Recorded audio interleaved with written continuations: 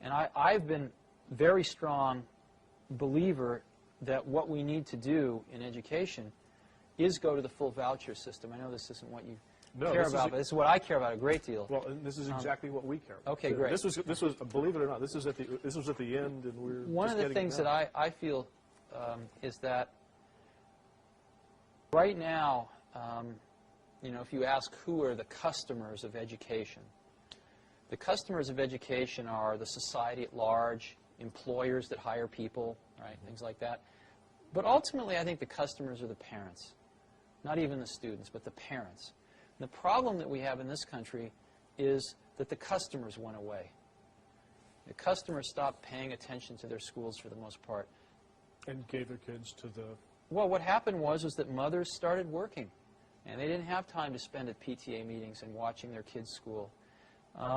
Schools became much more institutionalized, and parents spent less and less and less time involved in their kids' education. And what happens when a customer goes away and a monopoly gets control, which is what's happened in our country, is that the service level almost always goes down. I remember seeing a bumper sticker when the telephone company was all one, AT&T, the Bell system. I remember seeing a bumper sticker with the Bell logo on it, and it said, "We don't care. We don't have to." You know? And that's what a monopoly is. Sure. That's what IBM was in their day, and that's certainly what the public school system is. They don't have to care. Now, it turns out, let's go through some economics.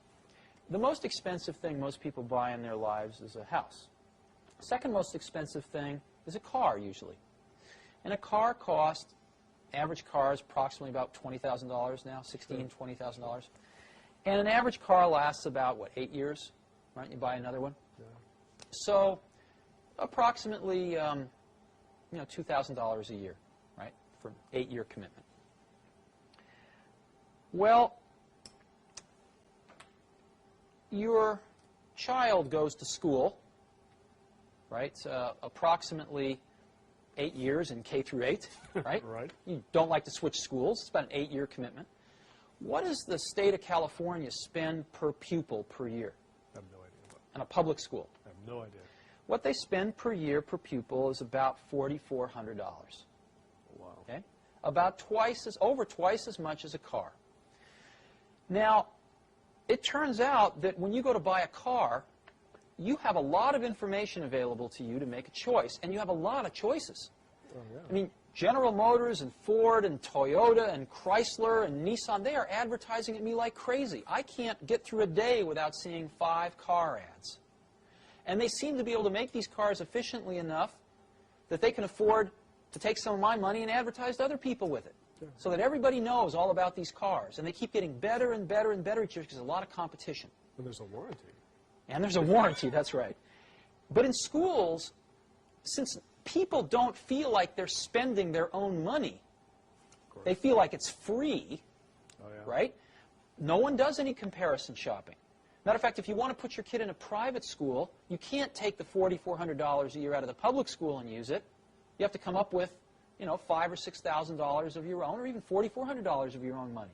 Sure. Or more. I believe very strongly that if the country gave each parent a voucher, a check for $4,400 that they could only spend at any accredited school, that several things would happen. Number one, schools would start marketing themselves like crazy to parents to get students.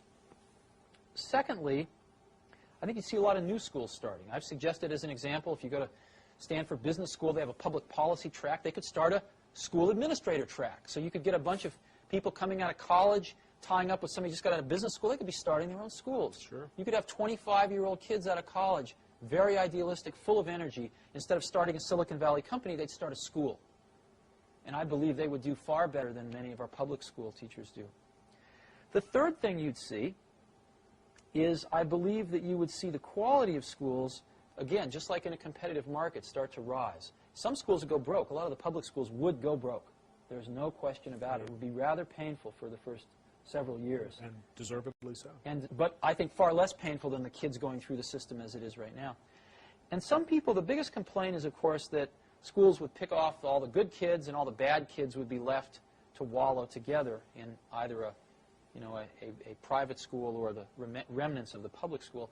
To me, that's like saying, well, all the car manufacturers are going to make BMWs and Mercedeses, and nobody's going to make a $10,000 car. Well, I think the most hotly competitive market right now is the $10,000 car area. You've got all the Japanese playing in it. You've got General Motors that spent $5 billion subsidizing Saturn